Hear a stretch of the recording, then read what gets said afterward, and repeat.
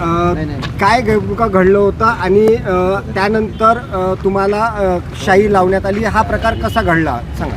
मी आतमध्ये ग्राउंडमध्ये लोकांना सांगत होतो की तिथे जे बसणारे कर्मचारी अधिकारी आहे ते आपल्या गोष्टीत व्यस्त आहे आणि लोक मग चिल्लावायला लागले की बाबा असं कसं तुला सोडलं.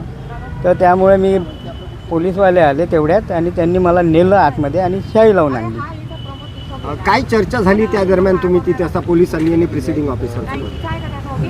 चर्चा काहीच नाही झाली, फक्त त्यांनी विचारलं की तुझं आयडेंटिटी कार्ड दाखव, प्रूफ दाखव आणि ते म्हणाले की बा याचं वोटिंग झालं का हे बघा पहिले. तर त्यांनी म्हटलं का हो 15 मिनटं अर्धा घंटा झाला आहे त्यांचा वोटिंग होऊन, पण कोणत्या याच्यावरती केलं हे नाही सांगू शकत म्हणजे ते. मतदान केंद्र कुठलं आणि रूम नंबर 1 केसरीमल कन्या शाळा.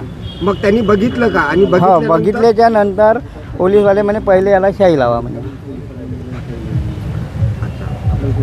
काय तुमचं यावरती म्हणणं राहील?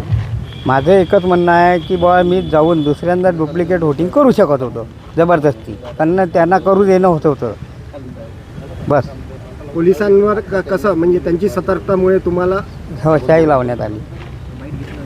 काय सांगा परत. पोलिसांच्या त्यांनी मला नेलं आतमध्ये आणि त्यांनी विचारलं की वोटिंग झालं आहे यांचं, तर यांना शाई का बरं नाही लावली. मी ग्राउंडमध्ये असताना तिथे गर्दी होती, मी लोकांना सांगत होतो काय असा असा कारभार चालू आहे तिथे आतमध्ये रूम नंबर 1 मध्ये. तर मग त्यांनी पोलिसांनी मला आतमध्ये नेलं आणि शाई लावून दिली, बस बाकी काहीच नाही.